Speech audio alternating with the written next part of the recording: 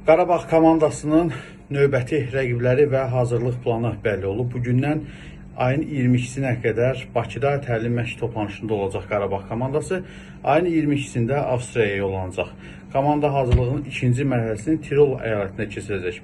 Avstriya toplanışı iyulun 2-sinə dək davam edəcək. Təlim məşq toplanışı çərçivəsində 3 yoxlama oyuna çıxacaq.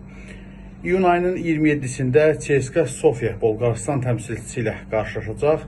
Bakı vaxtı ilə saat 19:00-da kanalımızda həmin oyunu canlı yayınlamağa çalışacağıq. Qarabağ iyul ayının 1-də növbəti görüşünü keçirəcək və Ukraynanın Metallist komandası ilə qarşı-qarşıya gələcək. Oyun yerli vaxtla saat 13:00-da, Bakı vaxtı ilə saat 15:00-da start götürəcək.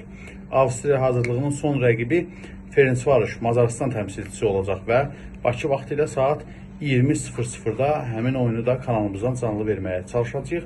Ona görə də kanalımıza abunə olun, bildirişləri açıq tutun ki, siz də həmin oyunları canlı izləyə bilərsiniz. Sizcə Qarabağ komandası CSKA Sofia, Metallist və Ferencvaroşla bacaracaqmı?